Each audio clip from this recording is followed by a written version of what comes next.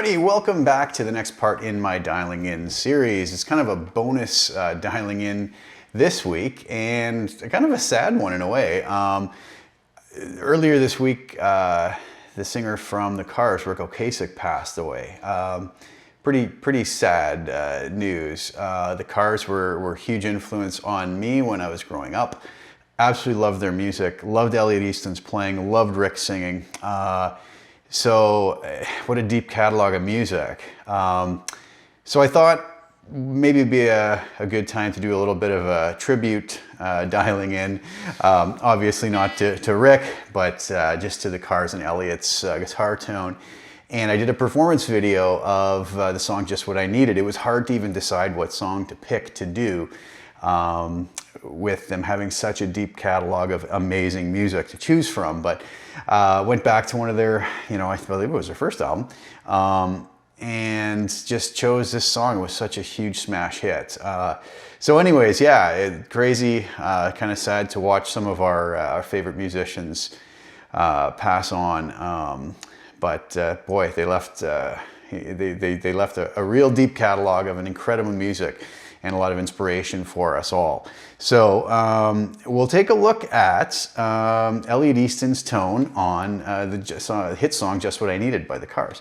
I got my Fender Tele out here, so go check out the performance video. What I did, I've done a 3-snapshot preset here using kind of the main, or from what I can tell, all of the guitar parts for that song. 2 rhythm guitars and a lead, each with their own cool little vibe thing going on.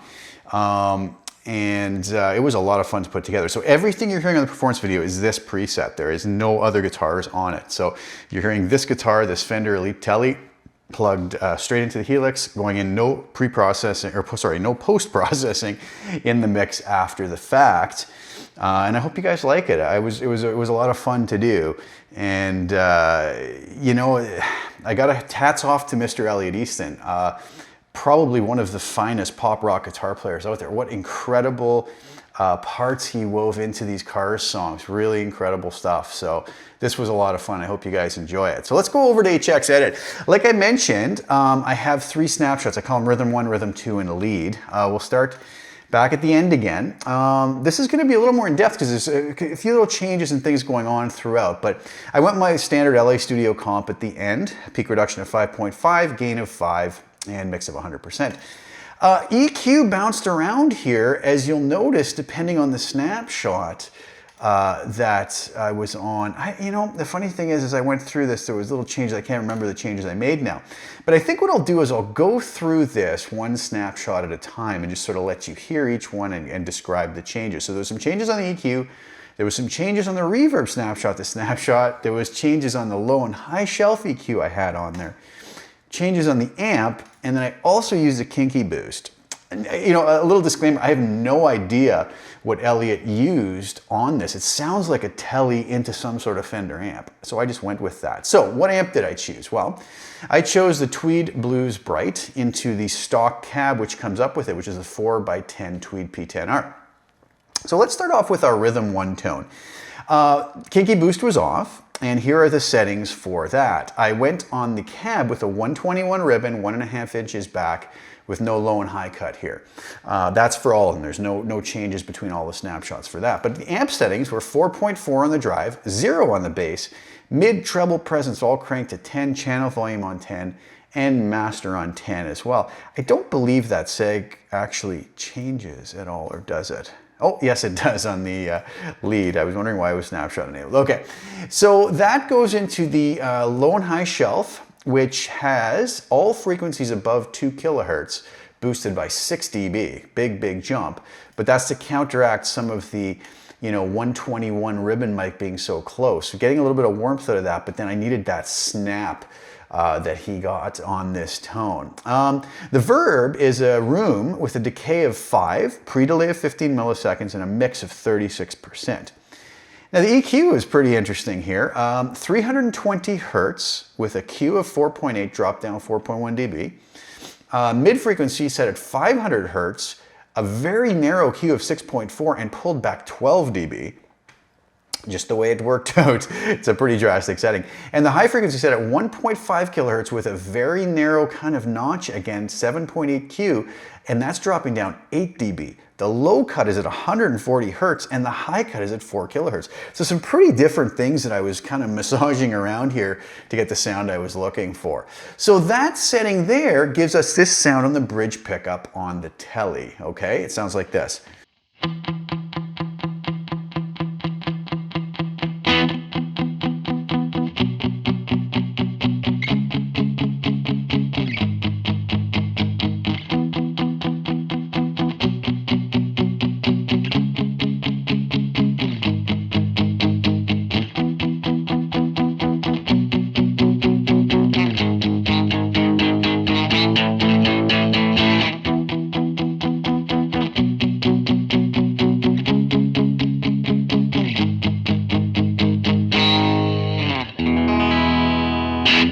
Very kind of thin.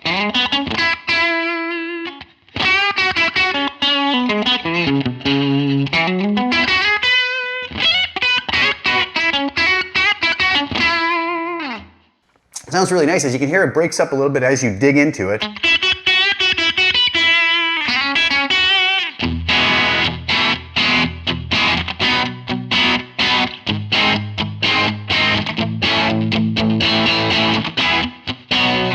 The only thing is that wasn't used for any of those parts. The only part in the performance video that this rhythm 1 is used for is the intro going,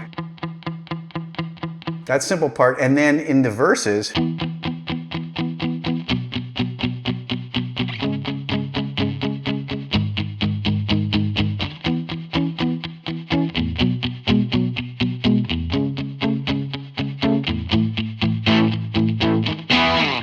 so that's that. All right, what happens when we go to snapshot 2 for rhythm 2? Well, the kinky boost comes on with a drive of 3 and the boost on. Okay, the amp settings change to this. The drive goes to 10, bass goes or stays on 0, I believe. No change there. Everything stays the same. Mid 10, treble 10, presence 10. Channel volume comes back a little bit to 8.5. Master stays on 10 just to compensate for the volume difference. The high and low shelf EQ, the high shelf that was set to boost 6 dB above 2 kilohertz now drops down to only boosting 4 dB above 2 kilohertz. I don't believe the reverb changed much, a little bit more reverb, so the mix goes up to 36%. The EQ does not change at all, the final EQ, and the compressor stays the same. So this is going to be the part that's used for some of those more heavier, I say heavy, not really heavy, but breakup tones, a little bit janglier kind of things going on where he's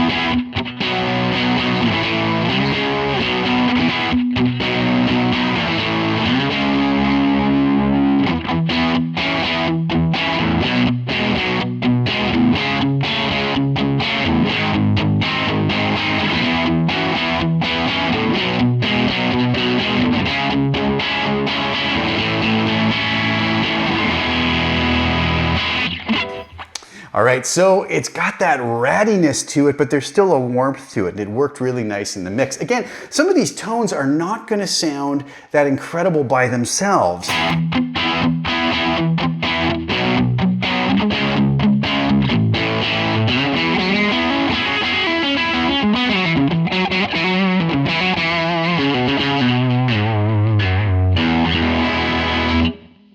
But in the mix, they work really, really well. So that's what's happening on rhythm 2. Now we go over to the lead. Okay, and what happens on the kinky boost is it gets a little jump up to 5.2. What's interesting on the lead tone now is the treble and presence both drop back to 4 and 4.1 respectively. Master stays on 10, channel volume at 8.5. Drive, bass, and middle all get cranked to 10. So a really different tone, and the sag goes up to 7.6, okay? The previous high shelf that I was using gets wiped out, 0 dB, so it's not even part of this anymore. The reverb does some pretty crazy things. The decay goes up to 6, the pre-delay to 70 milliseconds, and the mix to 47%. And the EQ has a few changes as well now. The low frequency of 250 Hertz with a Q of 3.3 dropped down 2.8 dB. The mid frequency stayed the same. The high frequency setting is 1.5 kilohertz with a high Q of 3.5 dropped 12 dB. I believe that was quite a bit different than the other two settings. Yeah, it drops quite a bit. And then the low cut goes all the way up to 200 Hertz and the high cut all the way back up to 11.1 kilohertz, okay? And the compressor stays the same. So that's gonna sound like this.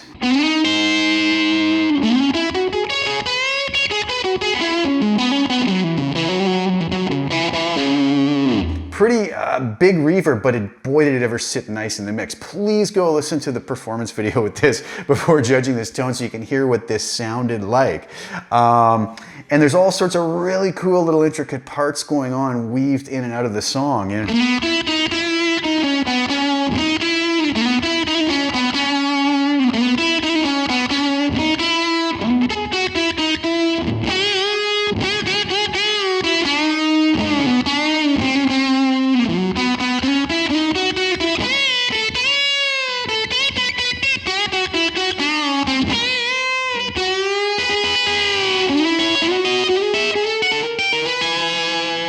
Something along those lines for his solo part.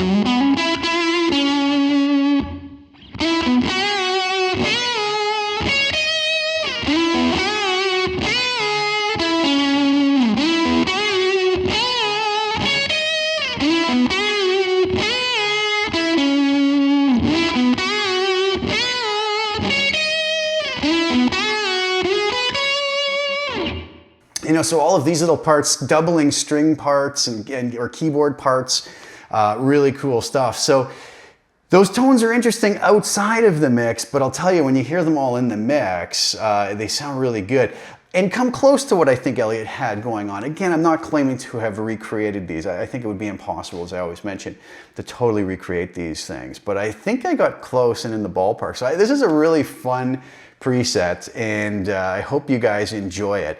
Please go give the performance video a listen, like I mentioned, just so I hear how these work in the mix. And I really tried to recreate all of Elliot's parts inside of there so it could sound fairly authentic. And everything in the performance video you're hearing is this preset. There's no other guitars on it. I found a backing track that had no guitars on it, so it's all just rhythm section stuff without guitars.